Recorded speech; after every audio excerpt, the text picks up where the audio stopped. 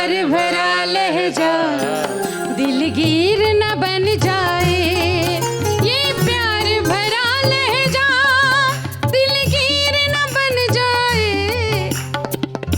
कह कह के गजल मुझ पर वो मीर न बन जाए, कह कह के गजल मुझ पर वो मीर न बन जाए। कॉमेडी के वीडियोस देखने के लिए हमारे चैनल को लाइक और सब्सक्राइब करें।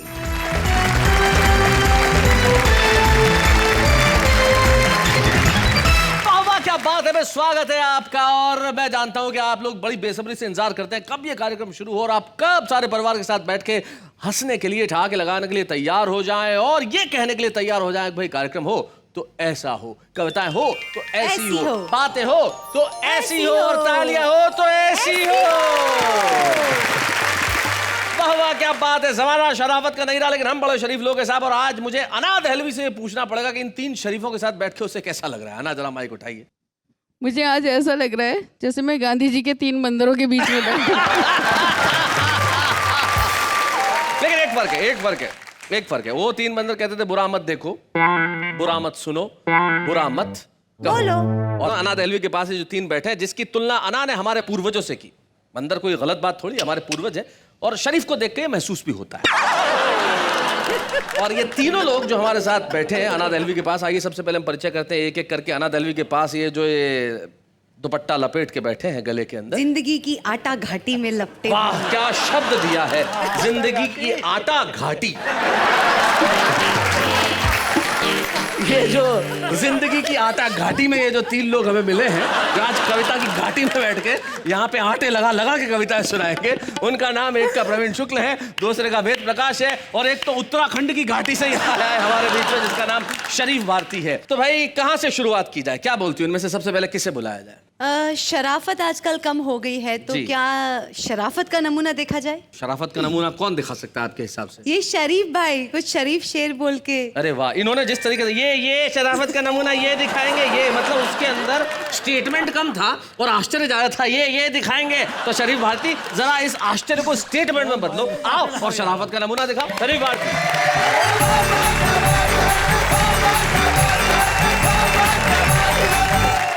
देखिए शैलेश भाई जी, मैं ठाकुर द्वारा कस्बे से आया हूँ जी। हमारे यहाँ लाइट वाइट नहीं आती, वहाँ पर बहुत दिक्कत रहती है, छोटी जगह लाइट नहीं आती, इसलिए मैंने अपनी पत्नी का नाम ही बिजली रख दिया। मैंने कम से कम घर में तो रहेगी। तो जब चाहे जवाब दे लो, बिजली कहाँ हो, बिजली सामने हाजिर है। लेकिन कई बार जब बिजली नहीं आती है तो दिक्कत क्या होती है, अंधेरे में क्या दिक्कत होती है, मैं शेर अर्ज कर रहा हूँ। इरशाद। कि अपना पजामा समझा था एक बार देखकर। अपना पजामा समझा था एक बार देखकर, शर्मा के मैं खुद छुप गया सलवार देख। पत्नी की पहन ली और लाया था घर से चक्कू को धमकाने को मेरे। अच्छा, चक्कू? थर थर वो कांपने लगा तलवार देखकर। बहुत अच्छे। और पहले तो मुझे देख के लंगूर बताया, हाय हाय। पहले तो मुझे देख के लंगूर बताया, फिर मुझ पे मरमिटी मेरा घर बार देखकर। और उस चोर ने दरोगा को सब कुछ बता दिया। उस चोर ने दरोगा को सब कुछ बता दिया। लगने से पहले डंडे को तैयार देखकर। बहुत अच्छे। और कल्लू तो दुल्हन देखकर बेहोश हो गया। अच्छा, कल्लू तो दुल्हन देखकर बेहोश हो गया। कल्लू तो दुल्हन देखकर बेहोश हो गया, घूंघट में चेहरा बीबी का खूंखार देखकर। घूंघट में चेहरा बीबी का खूंखार देखकर। और नेताजी बोले पीए से एक बात बताओ, नेताजी बोले पीए से एक बात बताओ, कुत्ते क्यों पीछे भागते हैं कार देखकर? कुत्ते क्यों पीछे भागते हैं कार देखकर? और सुनती हो बहन, चारे ने बेचारा कर दिया। सुनती हो बहन, चारे ने बेचारा कर दिया, ये भैंस बोली गाय से बिहार देखकर। भैंस बोली गाय से बिहार देखकर। और देखिए ये मुशायरा होता है, जैसे यहाँ मुशायरा हो रहा है, कवि सम्मेलन चल रहा है। मेरे मोहल्ले में भी एक प्रोग्राम हुआ था, वहाँ क्या क्या हुआ मैं आपको एक सीन दिखाना चाहता हूँ जी।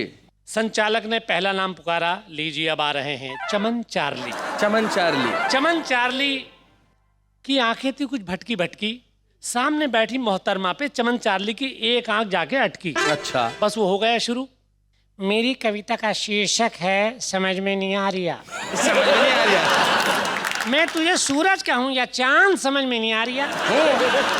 मैं तुझे चीनी कहूँ या खांड समझ में नहीं आ रही है। अब मैं तुझे धरती कहूँ या ब्रह्मांड समझ में नहीं आ रही है। अब मैं तुझे घटना कहूँ या कांड समझ में नहीं आ रही है। मोहतरमा बोली, तू इतनी सड़ी हुई कविता सुना के मेरे पति का दिमाग हिला रही है।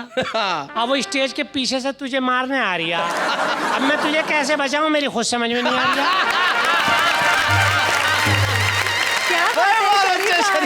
मैं तुझे कैसे बचाऊं, मेरी खुद समझ में नहीं आ रही है। उसके बाद उन्होंने एक मृग नैनी कवित्री को बुलाया। उन्होंने माहौल को चेंज किया।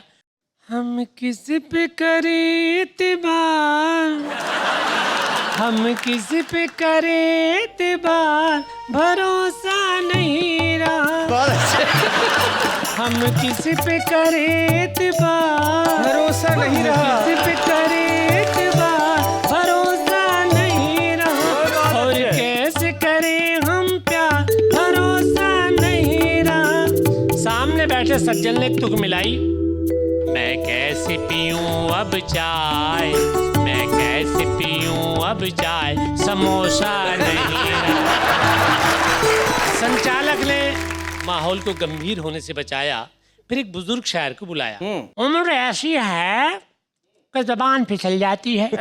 उम्र ऐसी है कि जबान फिसल जाती है, गजल से पहले बत्ती से निकल जाती है। गजल से पहले बत्ती से निकल जाती है और दिल कुछ और कहना चाहता है और पोपला मुंह कुछ और। क्या करूं, सेटिंग ही बिगड़ जाती है। क्या करूं, सेटिंग ही बिगड़ जाती है। उसके बाद चूरन वाली गली के कौसर वारसी को बुलाया। कौसर वारसी साहब शायरी के शौक के साथ कपड़े की दुकान भी चलाते थे। बहुत से लोगों को बेवकूफ़ बनाते थे। उन्होंने अपनी गजल को गुनगुनाया। मैं तुझे जान ही क्या सारा जहान दे दूंगा, खुदा की कसम मैं ईमान दे दूंगा। सामने बैठे एक सज्जन बोले, मुझे मालूम था तू ऐसे ही कह देगा, कपड़ा उधार देता नहीं, जान ईमान जरूर दे देगा। उसके बाद एक टकले कवि मंच पर आए। आते ही शुरू हो गए, खेतों में हरियाली आई, फूलों से गुलशन खिल गए और हम भी अपनी चांद लेकर चांदनी से मिल गए। एक श्रोता बोला, सब जगह हरियाली आ रही है मगर तेरे सर का गुलशन क्यों नहीं खिल रहा? बोले, मेरे सर का भी गुलशन हरा भरा था मगर जब से मैं प्रेमिका के प्रेम में पड़ा था बस यहीं पर बिगाड़ हो गया। प्रेमिका के पिता ने इतने जूते मारे कि सर का गुलशन उजाड़ हो गया।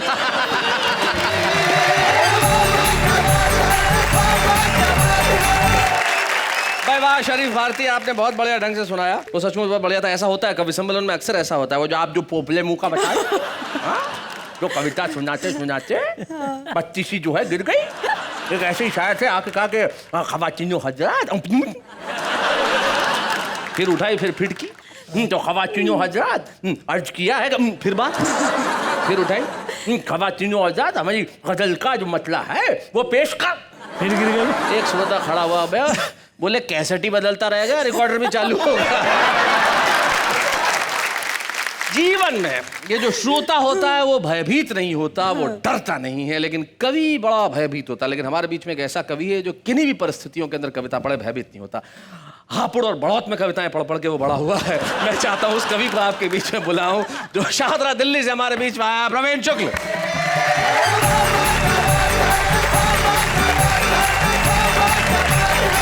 शैलेश जी, मैं एक कविता विशेष सुनाता हूँ जी। और शराफत की बात है तो सारी शराफत रोटी के लिए हो रही है। मैं रोटी शीर्षक से एक कविता सुनाता हूँ।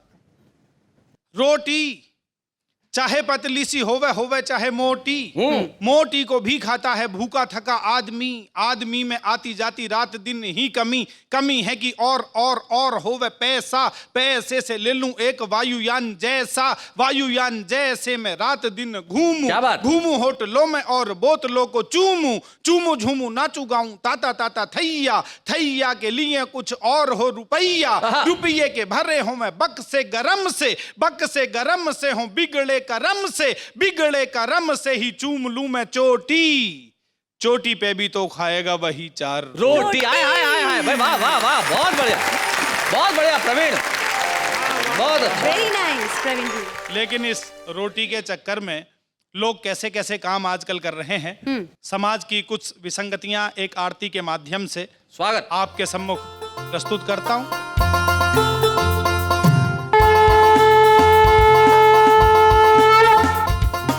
ऐश आराम हरे स्वामी ऐश आराम हरे, बिल्कुल धवल केस में तुमने संत वेश में अद्भुत काम करे, बोलो ऐश आराम हरे।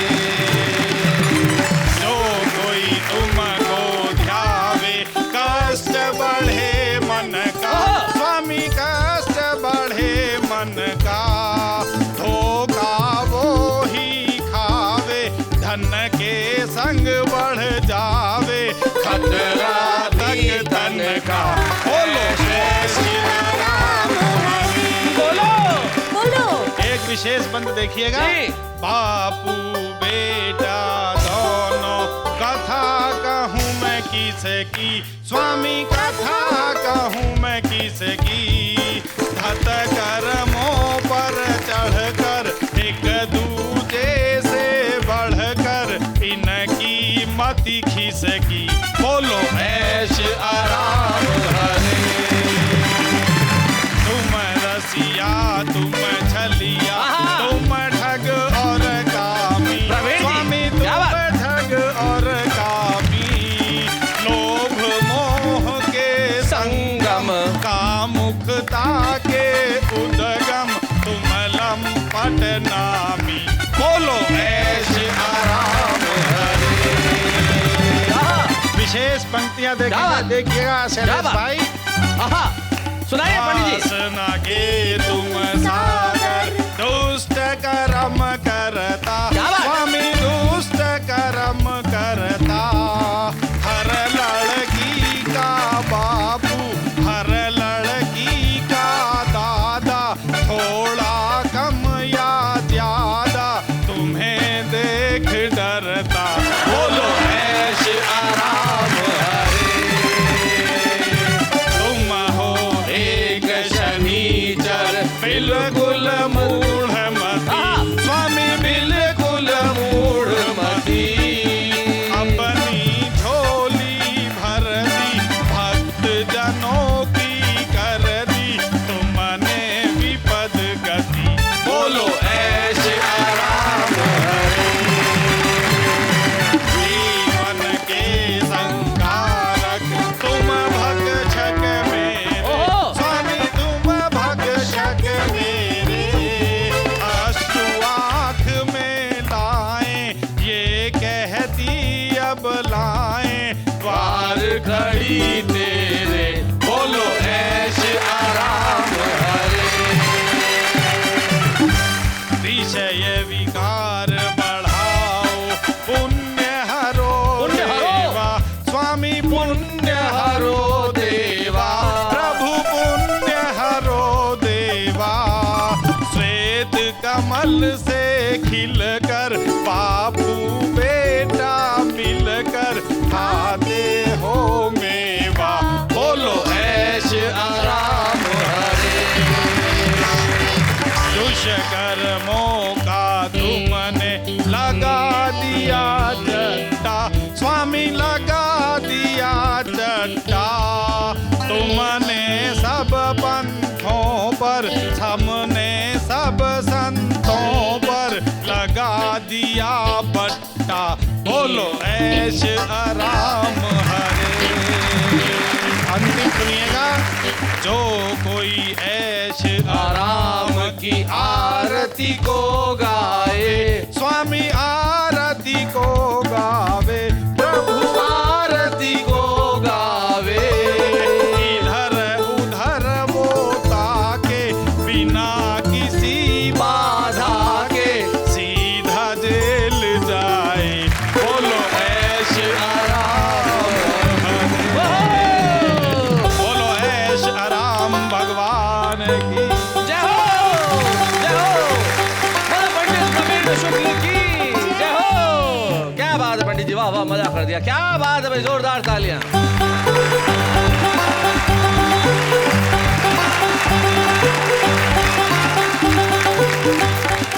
बहुत बढ़िया, बहुत अच्छे, बहुत अच्छे।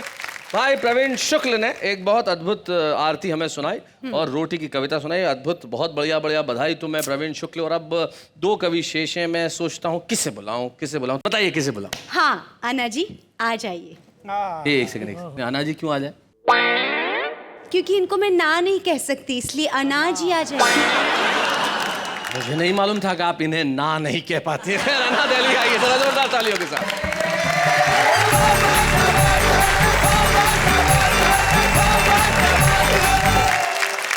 आपकी इजाजत हो तो मैं एक गजल के कुछ शेर सुनाना चाहती हूँ। बस मतले में एक शब्द आएगा, दिलगीर। दिलगीर के मायने है दिल भारी होना या दिल गमगीन हो जाना। ये प्यार भरा लहजा दिलगीर न बन जाए। क्या कहने हैं, वाह। ये प्यार भरा लहजा दिलगीर न बन जाए। ये प्यार भरा लहजा दिलगीर न बन जाए। कह कह के गजल मुझ पर वो मीर न बन जाए।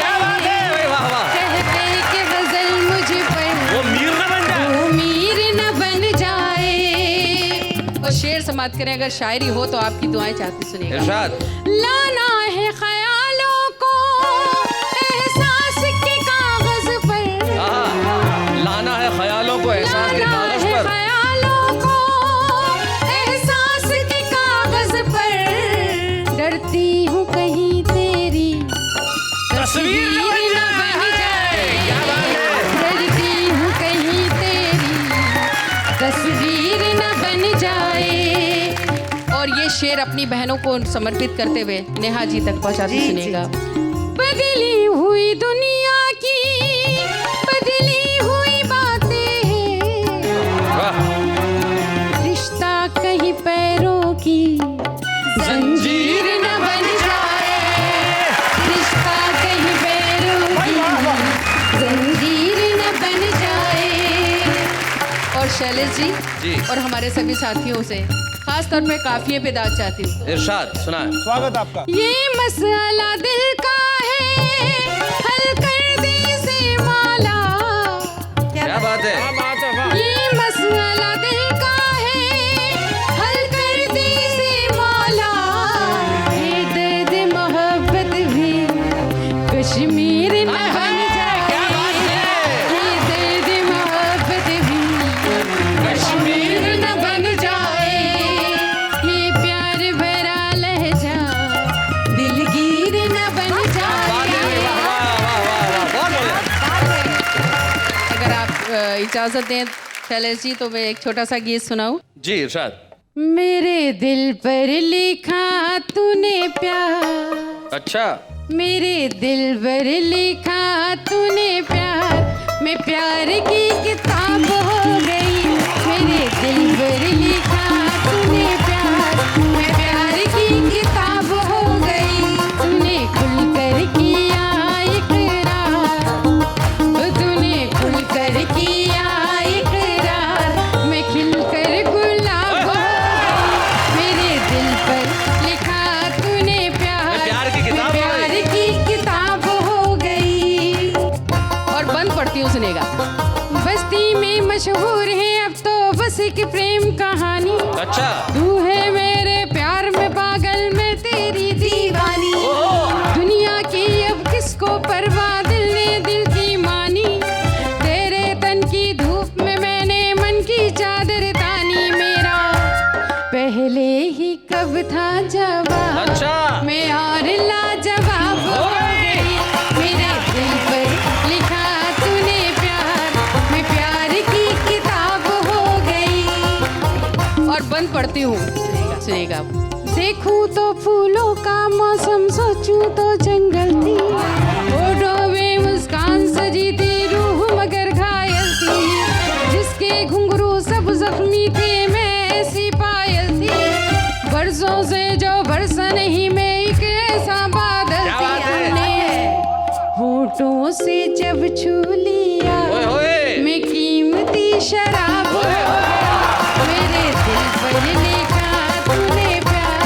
मैं प्यार की किताब हो गई। और आखिरी बंद शैलेश जी, जी। मैं अपने छोटे भाइयों को समर्पित करना चाहती हूँ। हाँ। और ऐसा नहीं है कि बुजुर्ग नहीं सुन सकते, बुजुर्ग सुने मगर अमल ना करें। बुजुर्ग अमल कर भी नहीं सकते। सुनेगा जी।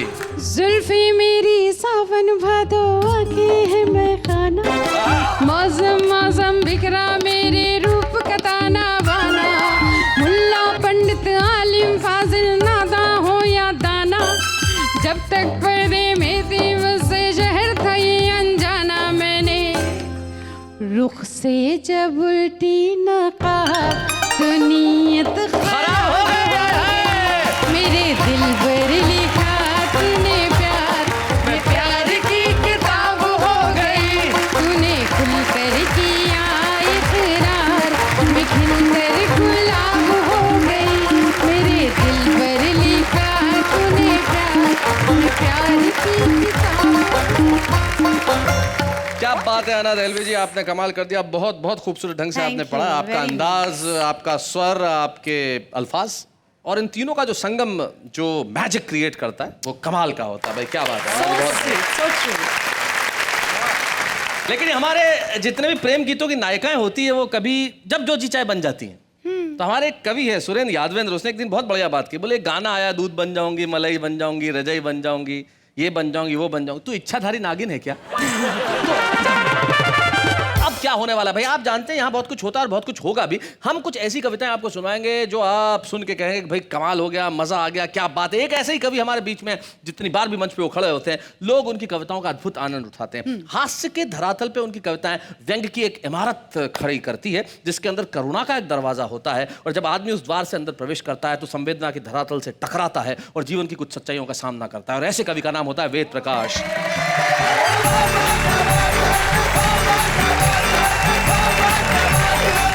आज तो बड़ी शराफत की बात चल रही है, शरीफों जी। पर कविताएं सुनाई जा रही हाँ। हैं। मैं भी बड़े ही शरीफ लोगों पे एक कविता आपको सुनाना। सुनाई।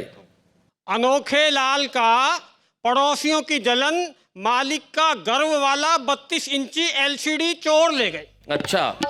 अनोखे लाल को दुख और पड़ोसियों को खुशी दे गए।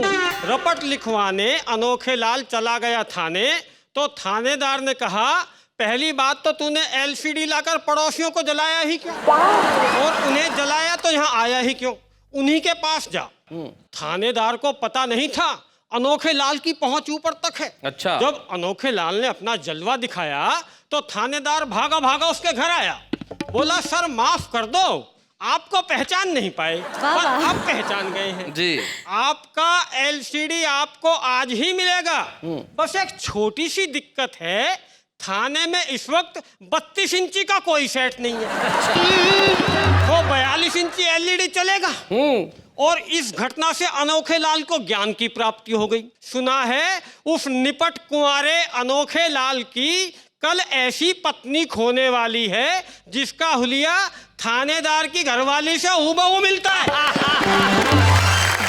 बहुत बढ़िया। जब शराफत की बात चली रही है तो मैं आज तक के सबसे शरीफ चरित्र पर एक कविता सुनाना। जी। एक कविता मैं रावण पर सुनाना चाहता हूं। हाँ, सबसे शरीफ चरित्र। हाँ, रावण दिल्ली आया पीछे दशहरा के बाद, तो उसका क्या हाल हुआ। होता क्या है शैलेश जी, कई बार आदमी गलत संगत में भी फंस जाता है। जी। लोग ऐसी बात कर रहे हैं, हमारे नेता आजकल रावण को भी मात कर रहे हैं। जी। ये बात उड़ते उड़ते रावण तक पहुंची तो रावण बौखला गया। अपने से भी बड़े राक्षसों के दर्शन करने वो लंकापति, वो दशानन, आनन फानन में सीधा दिल्ली आ गए। क्या बात है। स्टेशन से बाहर आते आते घटना घट चुकी थी, टैक्सी करने के पैसे भी नहीं बचे थे, अगले की जेब कट चुकी थी। रावण की जेब कट चुकी थी। निराश, मायूस, लंकेश, चेहरे पे उदासी, मन में क्लेश लिए वो मुझसे टकराया। बोला भाई साहब आप भारतीयों के हाथ जोड़ते हैं, आपकी तरक्की देखकर तो हम भी शर्मा गए। त्रेता में नाक काटने से चले थे, कलयुग में जेब काटने पर आ गए। क्या बात है वेद, बहुत बढ़िया, बहुत अच्छे। वो तो भला हो मंदोदरी का 100 का नोट अलग से अंटी में फंसा दिया था। अच्छा। वरना खाने के भी पैसे नहीं बचते, मुझे तो मरवा दिया था। मुझे क्या पता था सीता को चुराकर राम का दिल दुखाने के मुझे ये फल भोगने पड़ेंगे कि मैं फलों को तरफ जाऊंगा। वाह। मेरी समझ में नहीं आ रहा इन 100 रुपए में मैं भला क्या खाना खाऊंगा। True. मैंने कहा राम को क्यों इल्जाम दे रहे हैं? राम को सताने वाले तो मजे ले रहे हैं। क्या बात है। गणेश जी, आप भी वो त्रेता होगा जहां राम को सताने पर मातम पुरुषी मिलती है। ये कलयुग है रावण डार्लिंग, यहाँ राम को सताओगे तो कुर्सी मिलती है। क्या बात। और रही बात खाना खाने की, तो चिंता मत कर, सामने ढाबे में 70-80 रुपए में बहुत बढ़िया थाली मिल जाएगी, तेरी तबीयत खिल जाएगी। जा, मैं इंतजार कर रहा हूं, तू खाकर आ। रावण ढाबे में गया और जब बाहर आया तो अगले के कपड़े और मुंह दोनों उतरे हुए थे। अच्छा। मैंने कहा क्यों रावण, कपड़े क्यों उतार लिए? बोला उतार नहीं लिए, ढाबे वाले ने उतरवा लिए। मैंने कहा तुम्हारे पास तो 100 रुपए का नोट था। सुनकर रावण रुआंसा हो गया, पर किसी तरह अपने आंसू रोक लिए।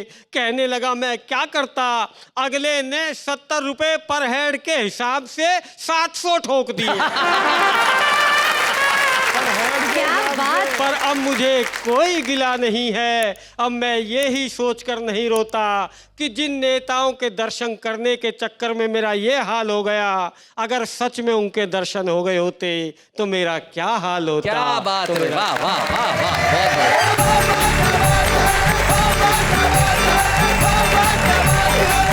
बहुत बढ़िया वेद प्रकाश, बहुत अच्छे। आपने बहुत बहुत बढ़िया ढंग से अपनी व्यंग की कविता सुनाई। और यही व्यंग की ताकत भी है कि वहां तक मार हो जहां तक आदमी सोच नहीं पाए, और मार इस कदर की हो कि चोट लगे भी और एहसास न हो। मुस्कुराहट के साथ जब चोट का एहसास हो उसे व्यंग कहा जाता है। और आपने उस व्यंग कविता को बहुत बढ़िया ढंग से पढ़ा, इसके लिए मैं आपको कहना चाहूंगा वाह वाह, क्या बात है। तो भाई वेद प्रकाश ने अपनी व्यंग की कविताएं सुनाई, लेकिन अब हम एक ऐसे कवि को बुला रहे हैं, आज के हमारे मेहमान कवि, आज के हमारे विशेष कवि। मैं बरसों से जानता हूं उन्हें। मैं हिंदी पत्रकारिता की बात करूं तो वहां से उन्होंने अपनी शुरुआत की और अपनी गजलें भी कहते रहे। आफरीन और आमीन नाम के उनके 2 संकलन आए और उनकी गजलों को शुभा मुदगल ने, तलत अजीज साहब ने, पंकज उदास जी ने और यहाँ तक कि अमिताभ बच्चन ने गाया। और उनके एक शेर जो मुझे व्यक्तिगत तौर पे इतने पसंद है कि मैं कई बार उन्हें कोट करता हूँ। जब मैं कहता हूँ कि तुम मुझे रोज चिट्ठियां लिखना, मैं तुम्हें रोज एक गजल दूंगा, तब मेरे दिमाग में वही युवा रचनाकार होता है। आइए मिलते हैं हमारे आज के इस मेहमान कवि से, जिसका नाम है आलोक श्रीवास्तव।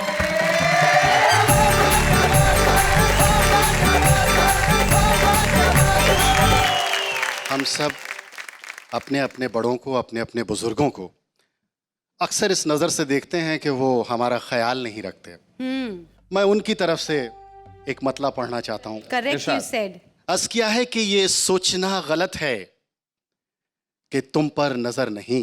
वाह। ये सोचना गलत है कि तुम पर नजर कि नहीं। तुम पर नजर नहीं। मसरूफ हम बहुत हैं मगर बेखबर नहीं। हाय, क्या बात है। वाह वाह, बहुत बढ़िया। वाह वाह, क्या बात है। वाह वाह, मसरूफ हम बहुत हैं मगर बेखबर नहीं। अब तो खुद अपने खून ने भी साफ कह दिया। आज के जमाने की सच्चाई। अब तो अपने खून ने भी साफ कह दिया। अब तो खुद अपने खून ने भी साफ कह दिया, मैं आपका रहूंगा मगर उम्र भर नहीं। हाय, क्या बात है आलोक, बहुत बढ़िया, बहुत अच्छे। That's such a big reality now. क्या बात है। मैं एक शेर पढ़ रहा हूँ शैलेश भाई, और आप सबकी शिरकत चाहता हूँ। इरशाद आलोक। अर्ज किया है कि असर बुजुर्गों की नेमतों का हमारे अंदर से झांकता है। पुरानी नदियों का मीठा पानी नए समंदर से झांकता है। आहा, क्या बात है भाई, वाह वाह। पुरानी नदियों का मीठा पानी नए नए समंदर से झांकता है। गले में माँ ने पहन रखे हैं महीन धागे में चंद मोती। क्या बात है। गले में माँ ने पहन रखे हैं महीन धागे में चंद मोती। हमारी किस्मत का हर सितारा उसे एक जेवर से झांकता है। हाय हाय, क्या बात है भाई, वाह, बहुत बढ़िया। हमारी किस्मत का हर सितारा उसे एक जेवर से झांकता है। और क्या होता है जब एक पिता की अपेक्षाएं एक पुत्र पूरा नहीं कर पाता। मैंने शेर कहा कि थके पिता का उदास चेहरा उभर रहा है यूं मेरे दिल में। क्या बात है। कि प्यासे बादल का अक्स जैसे किसी सरोवर से झांकता है। हाय हाय हाय हाय, क्या बात है भाई, वाह वाह वाह, बहुत बढ़िया बात है। माँ का जिक्र हुआ, बाबूजी का जिक्र हुआ, जी तो दो गजलें बहुत लोकप्रिय और जिनके लिए आदेश हुआ शैलेश भाई का, सुनाया लो। मैं पढ़ता हूँ। अर्ज किया है कि घर की बुनियादें दीवारें बामो दर थे बाबूजी। घर की बुनियादें दीवारें बामो दर थे बाबूजी, सबको बांधे रखने वाला खास हुनर थे बाबूजी। वाह वाह वाह वाह, सबको बांधे रखने वाला खास हुनर सबको थे बांधे बाबूजी। रखने वाला खास हुनर थे बाबूजी। अब तो उस सूने माथे पर कोरेपन की चादर है। अब तो उस सूने माथे पर कोरेपन की चादर है। अम्मा जी की सारी सजधज सब जेवर थे बाबूजी। हाय हाय, क्या बात है, वाह वाह, बहुत बढ़िया। कभी बड़ा सा हाथ खर्च थे, बहुत अच्छा ये, वाह वाह वाह। कभी हथेली की सूजन। कभी बड़ा सा हाथ खर्चते, कभी हथेली की सूजन। आहा। खुश होते थे तो बहुत सारी पॉकेट मनी देते थे और नाराज होते थे तो बहुत मारते थे। कभी बड़ा सा हाथ खर्च थे, कभी हथेली की सूजन। मेरे मन का आधा साहस आधा डर थे बाबूजी। क्या बात है, वाह वाह वाह वाह वाह। भीतर से खालिस जज्बाती वाह, भीतर से खालिस जज्बाती और ऊपर से ठेठ पिता। आए ठेठ पिता, भाई क्या बढ़िया शब्द है, वाह वाह वाह। भीतर से खालिस जज्बाती और ऊपर से ठेठ पिता। और ऊपर से ठेठ पिता। अलग अनूठा अनबूझा सा एक तेवर थे बाबूजी। वाह वाह वाह, बहुत बढ़िया। और अम्मा गजल सुनाएं। आपका हुक्म।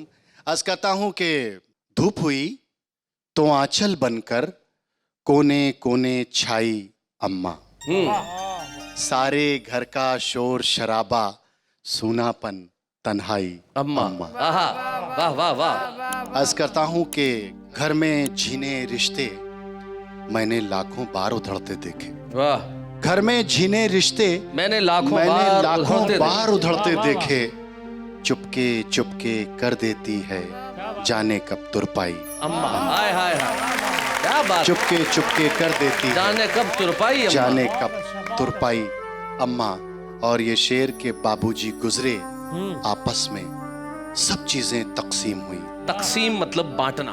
बाबूजी गुजरे आपस में सब चीजें तकसीम हुई। तब मैं घर में सबसे छोटा था, मेरे हिस्से आई अम्मा। अम्मा। वाह वाह वाह वाह, क्या और बात। ये गजल का शेर अर्ज करता हूं कि उसने खुद को खोकर मुझ में एक नया आकार लिया है। 5 तत्वों की कल्पना और ये शेर जी। अर्ज करता हूं कि उसने खुद को खोकर मुझ में एक नया आकार लिया है।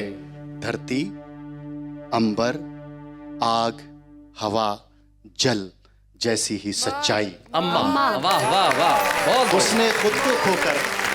और यह गजल का आखिरी शेर अर्ज किया है कि सारे रिश्ते जेठ दोपहरी गर्म हवा आतिश अंगारे।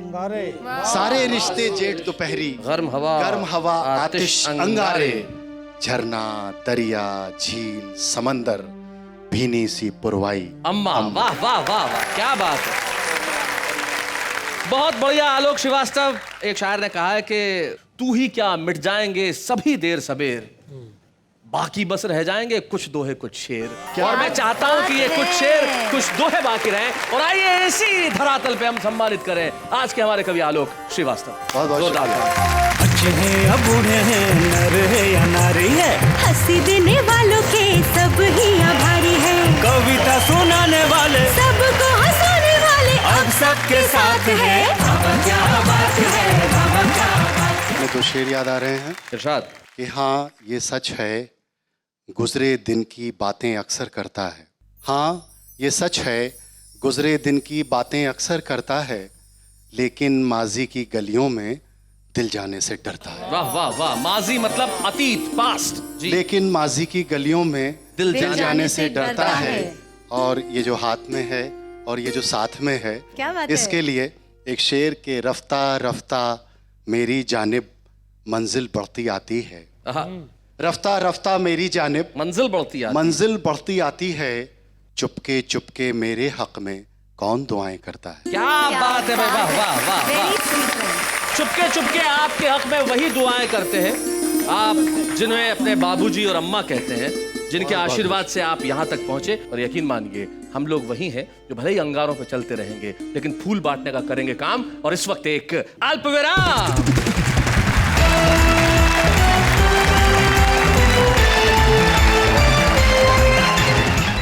कॉमेडी के वीडियोस देखने के लिए हमारे चैनल को लाइक और सब्सक्राइब करें।